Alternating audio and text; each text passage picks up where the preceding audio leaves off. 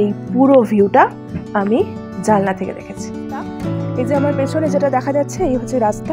এখান থেকে আমরা গাড়ি করে এসেছি।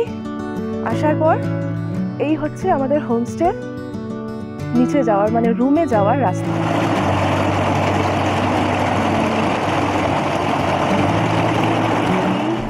এই ব্রিজটা কি ভালো লেগেছে।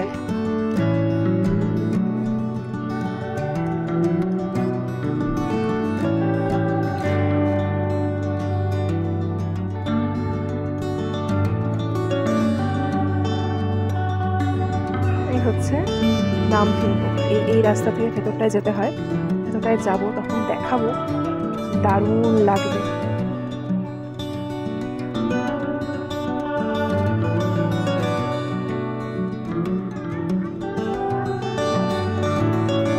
যেন স্বর্গ। দেখছো প্রত্যেকটা গাছে গাছে একদম যেন ভর্তি হয়ে রয়েছে কমলা, একদম মাথা থেকে শুরু করে ভর্তি।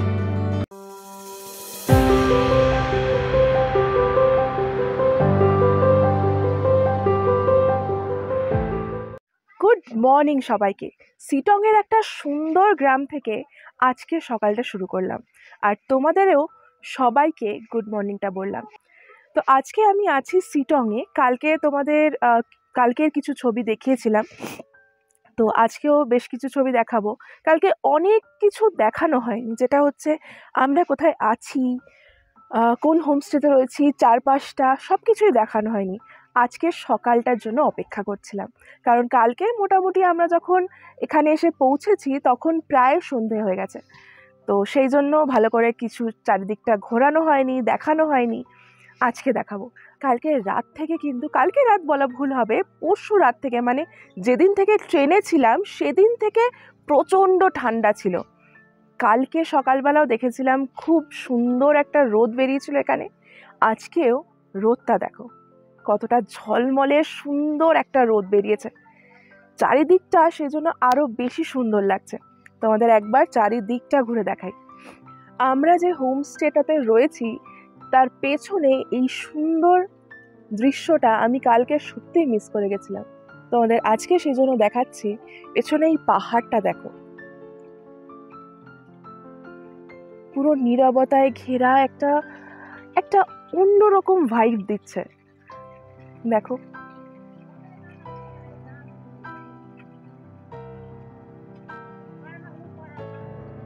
মারাত্মক সুন্দর লাগছিল। কালকে একটু হাঁটতে বেরিয়েছিলাম বিকেলের দিকে, তখনও চারপাশটা বুঝিনি যে এতটা সুন্দর। আজকে সকাল হতেই চারপাশে যখন আলোটা ফুটলো, রোদটা উঠলো, তখন বুঝলাম যে কতটা সুন্দর হতে পারে পাহাড়। আর এই সিটংয়ের এই জায়গাটা সম্পর্কে আমার খুব একটা আইডিয়া ছিল না, এখন দেখছি মারাত্মক।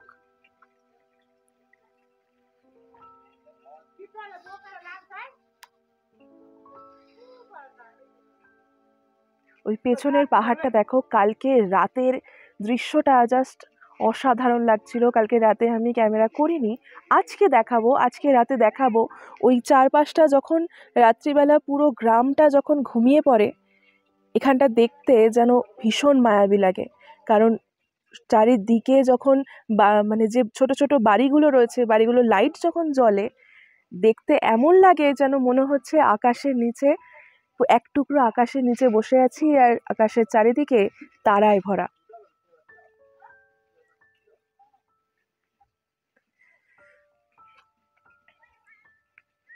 একটা ছোট্ট গ্রামে আমরা রয়েছি, যেখানে বেশ কয়েকটা হাতে গোনা হোমস্টে রয়েছে, কিন্তু চারপাশের ভিউটা খুব সুন্দর। সিটংয়ের এই গ্রামটার নাম লাবদা, আর এইখানেই আজকে কালকে রাত থেকে আমরা রয়েছি। এই হচ্ছে রাস্তা। এই যে আমার পেছনে যেটা দেখা যাচ্ছে এই হচ্ছে রাস্তা। এখান থেকে আমরা গাড়ি করে এসেছি। আসার পর এই হচ্ছে আমাদের হোমস্টের নিচে যাওয়ার মানে রুমে যাওয়ার রাস্তা। দেখো দেখাই, এই পাহাড়ের বুকে এই হচ্ছে আমাদের হোমস্টে, বিশ্বাস হোমস্টে। এখানে এন্ট্রিটাও খুব সুন্দর, বেশ একটা ছোট্ট ছোট্ট জায়গা থেকে সিঁড়ি করা রয়েছে। দেখো ছোট্ট সিঁড়ির মতো রয়েছে, এখান থেকে নেমে আমাদের হোমস্টেটার দিকে যেতে হয়।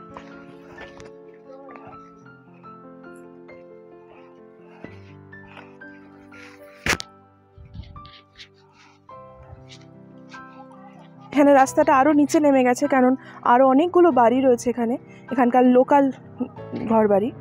তারপরে এই হচ্ছে আমাদের হোমস্টের এন্ট্রি। ওখানে আমার মা দাঁড়িয়ে আছে আর বাবা দাঁড়িয়ে আছে, সবাই রেডি হয়ে গেছি আমরা আজকে ঘুরতে বেরোবো বলে। এই হচ্ছে আমাদের হোমস্টে।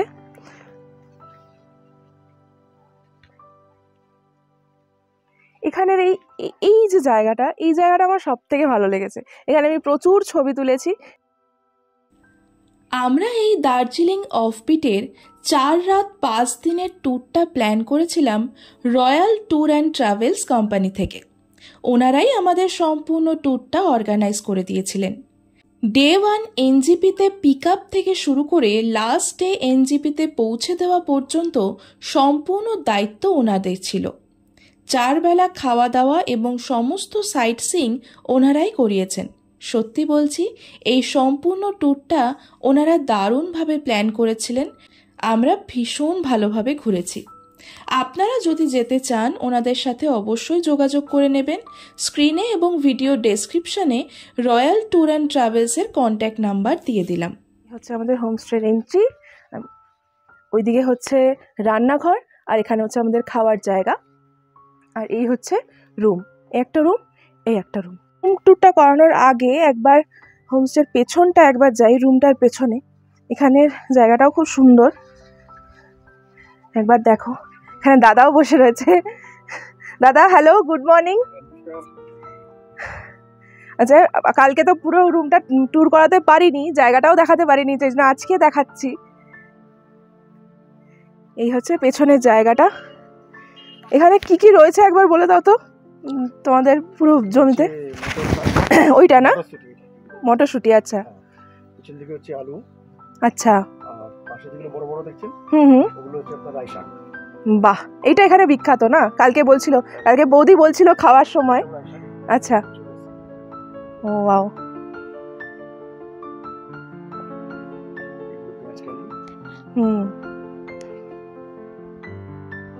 এই জায়গাটা ভুট্টা চাষ হয়। আচ্ছা, বাহ। ইনি হচ্ছেন আমাদের যে হোমস্টেতে রয়েছি সেখানকার দাদা। তো দাদা, সবাইকে বলে দাও। দাদা বৌদি দুজনেই। বৌদি একটু ফোনে ব্যস্ত আছে, তো একটু পরে কথা বলাচ্ছি। এই হচ্ছে দাদা। তো দাদা, কেমন লাগছে বলো? আমরা এলাম, কালকে থেকে রয়েছি, কেমন লাগছে? একদম ভালো, মানে একটা পরিবার আমরা পেয়েছি, বয়স্ক মানুষও আছেন। শুধু তা নয়, আমরাও পেয়েছি। মানে একদম প্রথমত পাহাড়ে ঘুরতে এসে বাঙালি মানে খুবই কম দেখা যায়। তারপরে তো এখানে এসে দাদা বৌদিকে পেয়ে ভাবলাম যে বাহ, মানে একটা ফ্যামিলির মতন পরিবেশ পেয়েছি আমরা কাল থেকে। খাওয়া দাওয়া, থাকা, বিভিন্ন রকম খুব সাহায্য করেছে দাদা আমাদের। খাওয়ার টেস্ট কেমন বলবেন? ভীষণ ভালো লেগেছে, মানে একদম ঘরোয়া খাবার, কোনো রকম ঝাল মশলা কিচ্ছু না, একদম ঘরোয়া সিম্পল খাবার, ভীষণ টেস্টি। এটা বলতে হবে যে বৌদির হাতের জবাব নেই, ভীষণই ভালো টেস্ট। একদম সবার শরীর সুস্থ থাকে, একদমই তাই। ঠিক আছে। আচ্ছা, তোমাদের কটা রুম আছে একবার বলে দাও। আমাদের টোটাল 3টে রুম আছে। একবার কি দেখানো যেতে পারে? বাইরে থেকে আপনারা যেটা আছেন তার পাশের রুমটা একটা। আচ্ছা, আমি হোমস্টের নাম্বার এবং ফোন নাম্বার এবং সমস্ত ডিটেলস দিয়ে দেব। এবার তোমাদের রুমটা ট্যুর করাই। রুমটা এই হচ্ছে রুম, ভীষণই সুন্দর করে সাজানো ছিল, যেটা আমি অগোছালো করেছি।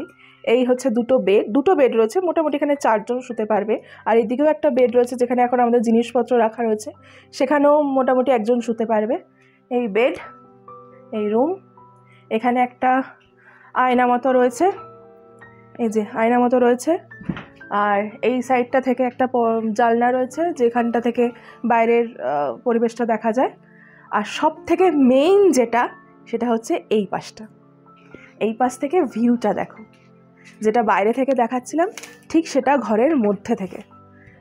ঘুম থেকে উঠে যখন দেখছিলাম হালকা হালকা আলো ফুটেছে, হালকা হালকা চারিদিকটা দেখা যাচ্ছে, তখন এই ভিউটা কিন্তু আমি রুমে বসে দেখেছি। জাস্ট দেখো, পুরো বাগানটাও রয়েছে, যে বাগানটা তোমাদের আমি দেখাচ্ছিলাম সেটাও রয়েছে। এই পুরো ভিউটা আমি জানলা থেকে দেখেছি। আচ্ছা চলো, এবার সব থেকে ইম্পর্টেন্ট সবাই যেটা দেখে সেটা হচ্ছে বাথরুমটা একবার দেখাই। এই হচ্ছে বাথরুম, হাইলাইট। বাথরুমটা বেশ মোটামুটি বড়ই আছে। এখানে গিজার রয়েছে, গরম জলের ব্যবস্থা অবশ্যই পাহাড়ে থাকা উচিত, যেটা এখানে রয়েছে। এই যে কল, এই একটা প্যান রয়েছে, আর এখানে একটা ছোট্ট বেসিন, একদমই পরিষ্কার পরিচ্ছন্ন। এই হচ্ছে রুম। এখানে একটা টেবিল রয়েছে, এখানে একটা কেটলি দেওয়া রয়েছে, তোমরা কিন্তু অবশ্যই জল গরম করে খেও তার জন্য। এই হচ্ছে আমাদের রুম। যে আমাদের খাবারও চলে এসছে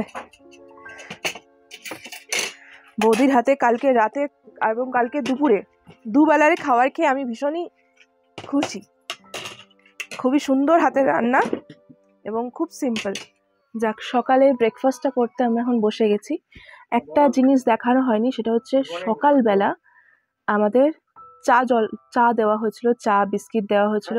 দার্জিলিংয়ে এসে চাটা সবাই কিন্তু চায়, সেই চাটা আমার দেখানো হয়নি। যাই হোক, বেশি কথা না বাড়িয়ে আমি খাওয়া শুরু করি। ঘুগনি আর রুটি। ঘুগনিটা দেখেই বোঝা যাচ্ছে যথেষ্ট হালকা, বেশি মশলা দেওয়া নয়, রিচ নয়, একদম ঘরোয়া খাবার। কেমন লাগছে? দারুণ। নর্মাল খাবার, রিচ খাবার নেই, নর্মাল খাবার, খুব ভালো লাগছে। আচ্ছা, বাবার খুব ভালো লেগেছে। যা, ঘুরতে এসে কেমন লাগছে বলো? দারুণ দারুণ মনোরম দৃশ্য, সহজে দেখা যায় না, খুব ভালো লাগছে। বাবার শরীরটা একটু খারাপ ছিল, সেই জন্য আমরা খুব টেনশনে ছিলাম যে কতটা পারবে কি পারবে না ঘুরতে।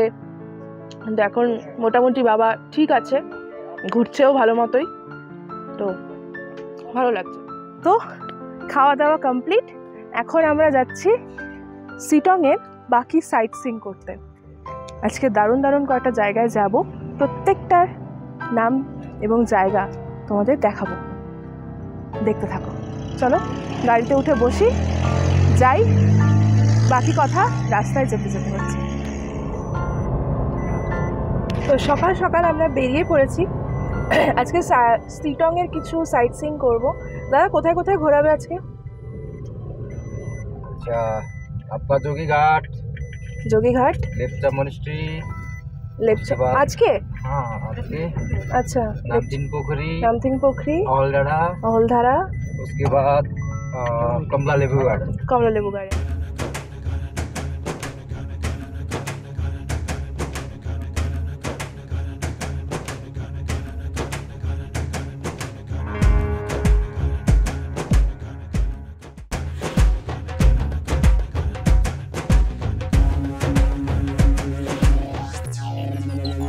তো চলে এসেছি আমাদের প্রথম ডেস্টিনেশন, যোগীঘাট ওয়াটারফলস।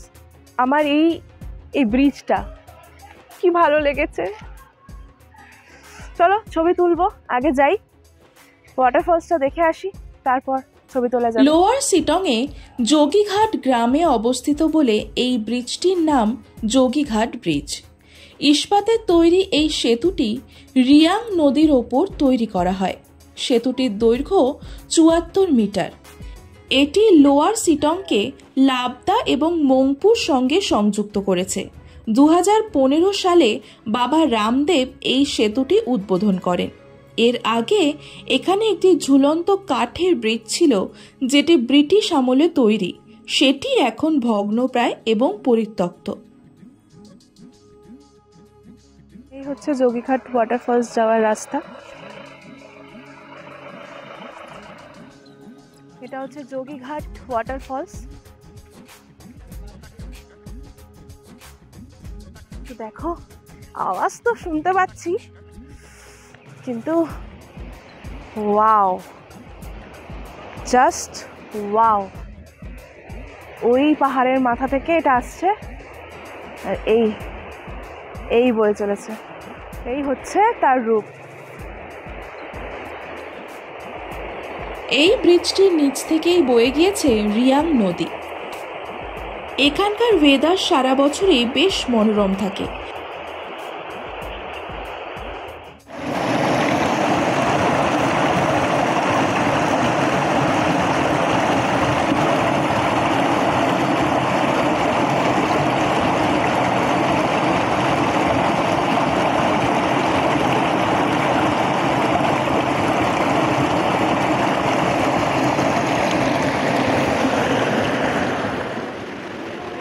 বেশ খানিকক্ষণ এই ওয়াটারফলসের সময় কাটালাম, তারপর আবারও এগিয়ে গেলাম পরবর্তী ঘোরার জায়গাটি দেখার জন্য।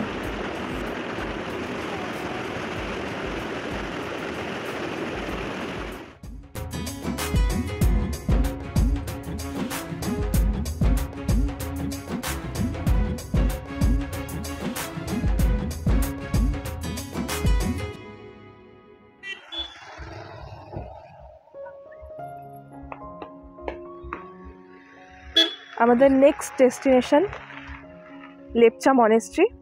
এই মনেস্ট্রিটা ওইখানে, আমরা যাব, নিচে নামবো। তার আগে এখান থেকে দেখিয়ে দিই ভিউটা।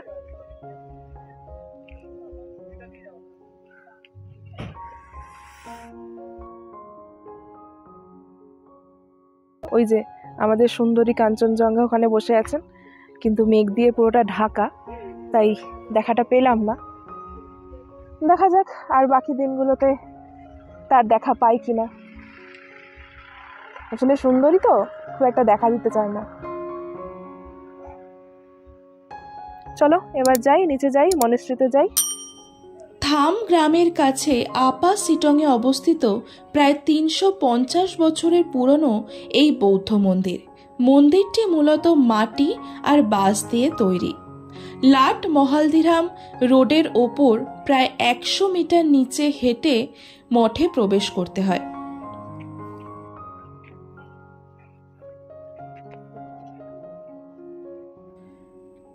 মঠটি দেখতে অনেকটা কুঁড়ে ঘরের মতো।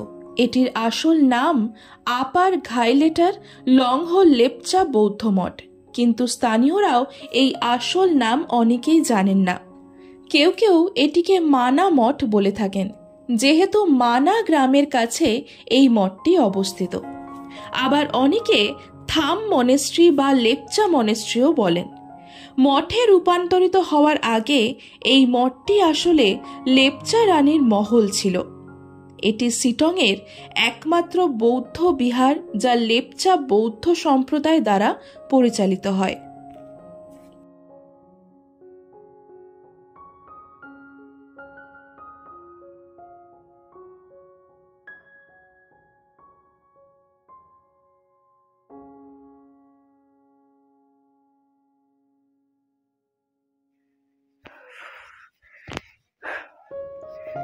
এই চড়াই উতরাই করতে করতে মোটামুটি হাঁপিয়ে গেছি।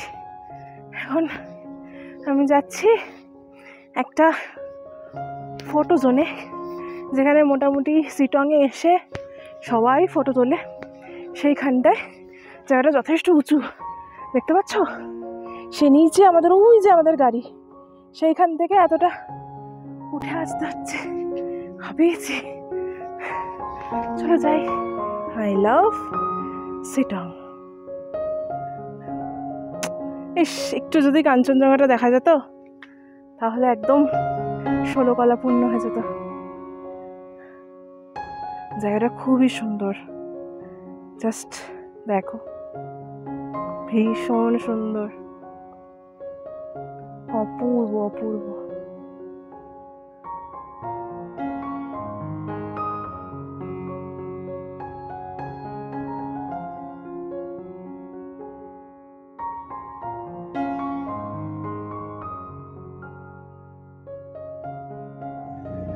এই হচ্ছে নামথিং পুখরি। বাবা মা দাঁড়িয়ে আছে। এই পুরোটা পাইন ফরেস্ট, দারুণ। আমি ভেতরটায় যাব, এই রাস্তা থেকে ভেতরটায় যেতে হয়। ভেতরটায় যাব, তখন দেখাবো কি দারুণ লাগবে। এখানে সামনে একটা বজরংবলীর বড় মূর্তি রয়েছে।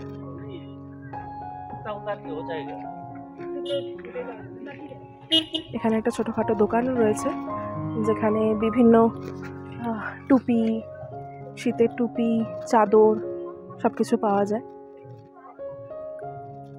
আর এই রাস্তাটা থেকে ভেতর দিকে যেতে হয়, এই রাস্তাটা থেকে। স্থানীয় উপভাষায় পোখরি মানে একটি হ্রদ। নামথিং লেক হল লাট মহালদিরাম রোড এবং শেলপু পাহাড়ে অবস্থিত পাইনের বন দ্বারা বেষ্টিত একটি মনোরম ছোট্ট হ্রদ।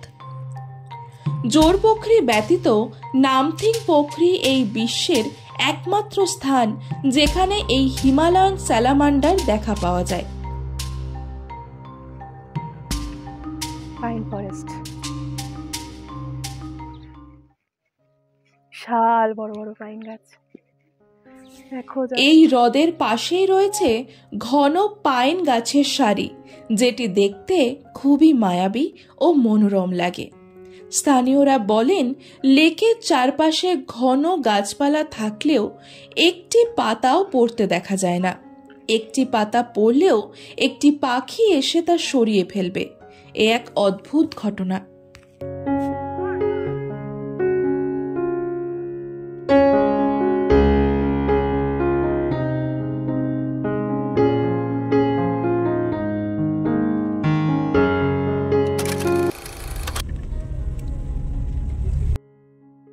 এই অহলধারা ভিউ পয়েন্ট বিখ্যাত তার 360 ডিগ্রি ভিউজের জন্য, যা শেলপু পাহাড়ে সর্বোচ্চ পয়েন্টে অবস্থিত।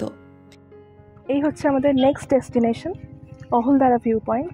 এখানে পেছনের ভিউটা একবার দেখো, তারপর আমি সামনের ভিউটা দেখাচ্ছি। ঠিক আছে, সামনে চলো, সামনের ভিউটা দেখাই। এই বিষয় এটাই যে এখান থেকে খুব সুন্দরভাবে কাঞ্চনজঙ্ঘা দর্শন করা যায়, কিন্তু দুর্ভাগ্যটা এটাই যে আমাদের সেটা আর দেখা হলো না। ওই যে এখানে যে মেঘ দেখতে পাচ্ছ, ওখান থেকেই ভীষণ সুন্দর একটা কাঞ্চনজঙ্ঘার ভিউ দেখা যায়, যেটা আজকে পুরোপুরি মেঘে ঢাকা। জানি না আমাদের ভাগ্যে আর কাঞ্চনজঙ্ঘা দেখা হবে কিনা। ঠিক আছে, বাকি আরও 3 দিন রয়েছে আমাদের হাতে। সেদিন যদি ভাগ্যে থাকে তাহলে নিশ্চয়ই দেখব। এই হচ্ছে পুরো অহলধারা ভিউ পয়েন্ট। এখান থেকে ভীষণ সুন্দরভাবে কাঞ্চনজঙ্ঘা দেখা যায়। এখানে মানুষ টেন্টে করে থাকেও। এখানে কয়েকটা রুমও আছে, অহলধারা ভিউ পয়েন্ট হোমস্টে। এখানে বিভিন্ন কতগুলো রুম আছে, সেখানেও থাকা যায়, থাকার ব্যবস্থা আছে, টেন্টও আছে। এখানেও কয়েকটা রুম আছে। চলো সামনেটা গিয়ে নিচে পাহাড়ের দৃশ্যটা তোমাদের দেখাই। এই জায়গাটি আরও একটি কারণে বিখ্যাত, সেটি হলো সিনকোনা প্ল্যান্টেশনের জন্য, যার কারণে এই জায়গায় প্রবেশ করতে গেলে প্রথমেই একটি চেকপোস্ট আছে, যেখানে টিকিট কেটে ভেতরে প্রবেশ করতে হয়। আপনি যদি হেঁটে প্রবেশ করতে চান তাহলে জনপ্রতি 10 টাকা করে টিকিট পড়ে, আর আপনার সাথে যদি গাড়ি থাকে আর গাড়ি নিয়ে প্রবেশ করতে চান তাহলে টিকিট প্রাইস পড়বে 50 টাকা। সেখানে আর প্রতিজন হিসাবে কিছু লাগে না, একেবারে 50 টাকা লাগে, আর বাইক নিয়ে গেলে 20 টাকা। এই সিনকোনা পাতা ম্যালেরিয়া নিরাময়কারী কুইনাইন উৎপাদনে ব্যবহৃত হয়।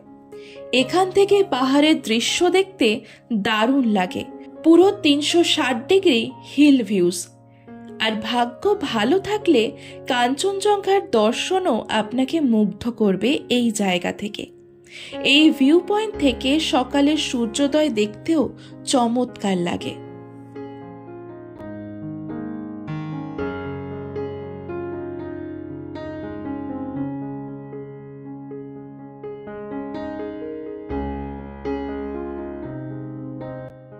কি সুন্দর ভিউটা, ক্যামেরায় আমি অতটা তুলতে পারছি না, সম্ভবই হচ্ছে না, কিন্তু দারুণ ভিউটা, দারুণ।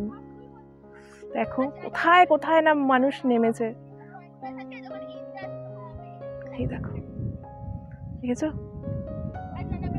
আজকের জন্য এটাই হচ্ছে আমাদের লাস্ট ডেস্টিনেশন, অরেঞ্জ বাগান, অরেঞ্জ গার্ডেন।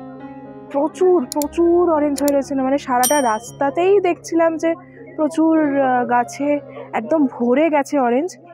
তো সেটা এখন দেখাবো, দেখাচ্ছি। আচ্ছা, একটা কথা বলে রাখি, এখানে ঢুকতে গেলে কিন্তু এন্ট্রি ফি লাগে, সেটা হচ্ছে per head 50 rupees, per head 50 টাকা দিয়ে। সত্যি এটা একটু বাড়াবাড়ি। যাই হোক, আমি যতটা পারবো ততটা দেখাচ্ছি। শিটংয়ে নভেম্বর থেকে জানুয়ারি অবধি কমলা লেবুর সিজন থাকে। এই সময় শিটংয়ের বেশ অনেক জায়গাতেই গাছে গাছে কমলা লেবু ভরে থাকে, যেটা দেখতে অসাধারণ লাগে। লেবুতে পুরো ভর্তি, প্রত্যেকটা গাছে যেন একদম ফুলের মতন ফুটে রয়েছে কমলা। দেখেছো? মারাত্মক লাগছে, মারাত্মক। এ যেন স্বর্গ। দেখছো, প্রত্যেকটা গাছে গাছে একদম যেন ভর্তি হয়ে রয়েছে কমলা, একদম মাথা থেকে শুরু করে ভর্তি। চলো আরো দেখাই। তাই আমার মনে হয় অহেতুক 50 টাকা করে পার হেড টিকিট কেটে কমলার বাগানে যাওয়ার থেকে রাস্তার ধারেই দেখা ভালো। তবে বলে রাখি, কমলা লেবু পারলে অর্থাৎ একটি কমলা লেবুও ছিঁড়লে 500 টাকা করে জরিমানা করেন ওনারা। তাই ছবি তুলুন, বেশ খানিকক্ষণ সময় কাটান, কিন্তু ছেঁড়ার দরকার নেই।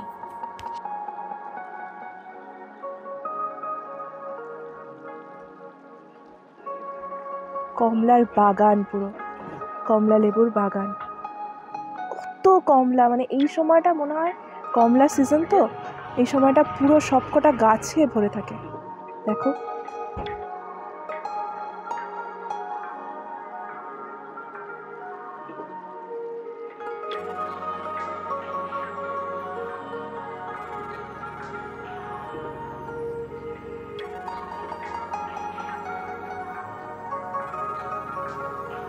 লাস্ট পয়েন্ট বলেছিলাম অরেঞ্জ গার্ডেন, বাট তারপরে আমাদের দাদা একটা খুব ভালো জায়গায় নিয়ে এলো। আমরা বলেছিলাম যে একটা ভালো জায়গায় নিয়ে চলো, যেখানে ভিউ খুব ভালো, ছবি খুব ভালো আসবে।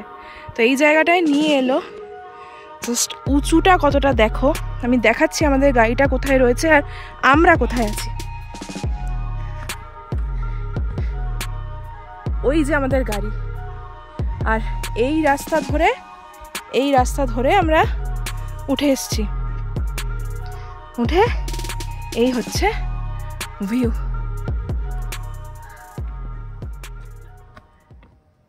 এই পাহাড়টার ওপরে উঠে দাদা ছবি তুলতে বলছিল, কিন্তু এটা ঠিক সাহস পাচ্ছি না। তো যাই হোক, এমনিও বাকি ভিউটা ভালোই।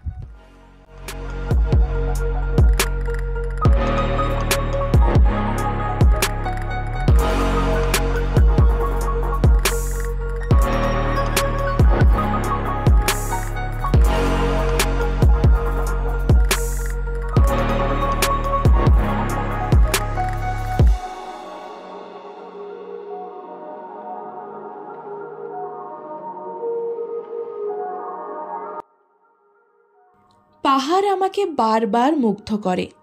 আমি বারবার পাহাড়ের মায়ায় আটকে যাই। কেন জানি না, পাহাড়ে গেলে মনে একটা আলাদা শান্তি অনুভব হয়। খাবার চলে এসছে, আমরা আজকে একটু লেট করে ফেলেছি ঘুরতে। আজকে দুপুরবেলার মেনুটা হচ্ছে ভাত, কালকে শাক, তার সাথে আজকে পেয়েছি আলু ভাজা, আলু পোস্ত, এদিকে ডাল, আর এদিকে ডিম। ঝটপট খেয়ে নিই, খুব খিদে পেয়েছে, আর কথা বলতে পারছি না। এতক্ষণ কারেন্ট ছিল না, তাই ভিডিও করতে পারিনি। যাই হোক, এখন কারেন্টটাও এসছে, আর তার সাথে সাথে আমাদের গরমা গরম একদম স্ন্যাক্স চলে এসছে, বিকেলের খাবার। আজকে আমরা দুপুরবেলা লাঞ্চ করতে একটু দেরি করে ফেলেছি, বাট তাও সন্ধে সন্ধে একদম দার্জিলিং টি সাথে অনিয়ন পকোড়া চলে এসছে। চলো দেখ, আমাদের দার্জিলিং টি আর তার সাথে অনিয়ন পকোড়া। কালকেও এই খাবারটাই খেয়েছিলাম, বেশ ভালো লেগেছিল। কালকে ভিডিও করা হয়নি, তাই আজকে দেখালাম। এই যে বাবা দার্জিলিং টি খাচ্ছে। উইথ দার্জিলিং ক্যাপ, একদম গরম গরম। মা খাও চাটা।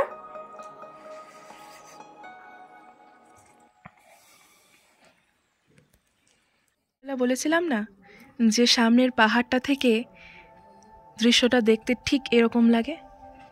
দেখো, মনে হচ্ছে না এক টুকরো আকাশের নিচে বসে আছি আর তারাগুলো যেন জ্বলজ্বল করছে। এটা হচ্ছে শিটংয়ের একটা ছোট্ট গ্রাম লাবদা, তারই এক দৃশ্য। বিভিন্ন আলাদা আলাদা গ্রাম আছে। এই দূরে দূরে যা গ্রামগুলো, যেই লাইটগুলো দেখছো, সেগুলো এক একটা গ্রামের। আজকের মতো এখানেই বিদায় নিচ্ছি। শিটংয়ের সম্পূর্ণ ভিডিও তোমাদের দেখালাম। কেমন লাগলো অবশ্যই জানিও কমেন্ট করে। এরপর আসছে শিটং থেকে দার্জিলিং যাওয়ার সম্পূর্ণ তথ্য, আরও অনেক ঘোরার জায়গা, আরও অনেক গল্প। পরের ভিডিওটাও দেখতে ভুলো না, খুব শিগগিরই আসছে, অপেক্ষা করো। আর অবশ্যই চ্যানেলটা সাবস্ক্রাইব করে বেল আইকনটা প্রেস করে দিও, যাতে ভিডিও আসলেই তোমাদের কাছে নোটিফিকেশন পৌঁছে যায়।